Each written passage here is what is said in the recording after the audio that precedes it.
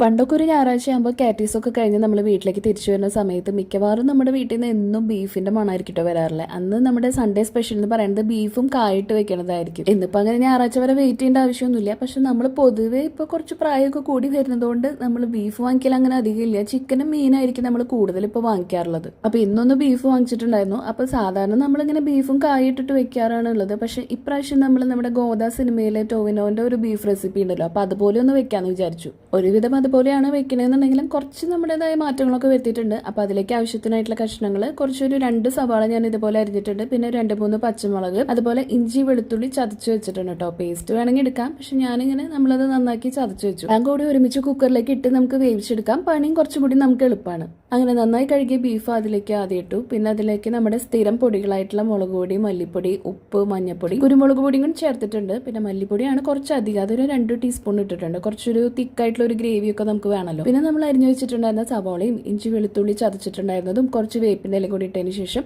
ഇതേപോലെ വെളിച്ചെണ്ണ ഒഴിച്ച് നമ്മുടെ കൈ കൊണ്ട് ഇങ്ങനെ നന്നായിട്ട് ഇങ്ങനെ കൂട്ടി തിരുമ്മി വെക്കണം. അപ്പോൾ നമ്മുടെ തട്ടത്തി മറയത്ത് സിനിമയിൽ പറയണ പോലെ അപ്പോൾ ഒരു മണം വരും, ചുറ്റുള്ളതൊന്നും കാണാൻ പറ്റില്ല. അതുപോലെ ആ ഒരു വെളിച്ചെണ്ണയുടെയും ഇറച്ചിയുടെയും പൊടികളൊക്കെ ആയിട്ട് മിക്സ് ആയിട്ട് നമ്മുടെ കയ്യിലേക്ക് തന്നെ ചെറുതായിട്ട് ആ മണം ഉണ്ടാവും കേട്ടോ. നല്ല നെയ്യൊക്കെയുള്ള ബീഫ് ആണെങ്കിൽ പിന്നെ പറയും വേണ്ട. അങ്ങനെ അതിൻ്റെ ഒപ്പം തന്നെ നമ്മൾ എടുത്തിട്ടുണ്ടായിരുന്ന പാത്രങ്ങളും സൈഡ് കൂടെ കഴുകി വെക്കണം കേട്ടോ. ബീഫ് ആവുന്ന സമയം കൊണ്ട് നമ്മുടെ എല്ലാ പണിയും കഴിഞ്ഞ് നമുക്ക് ഇറങ്ങാലോ. അങ്ങനെ എല്ലാ പൊടികളും ആവശ്യത്തിനൊക്കെ ഇട്ടതിന് ശേഷം നമ്മൾ അങ്ങനെ കുക്കറിലേക്ക് വെച്ചു.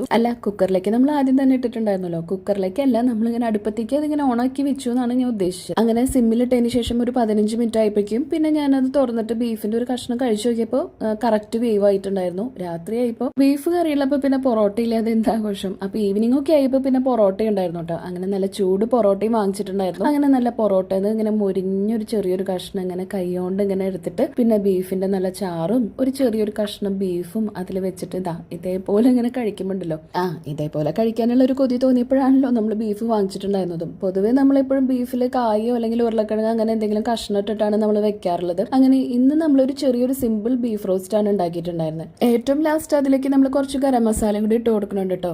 അപ്പൊ ഇതായിരുന്നു നമ്മുടെ ഇന്നത്തെ സ്പെഷ്യൽ ബീഫ് റോസ്റ്റ്.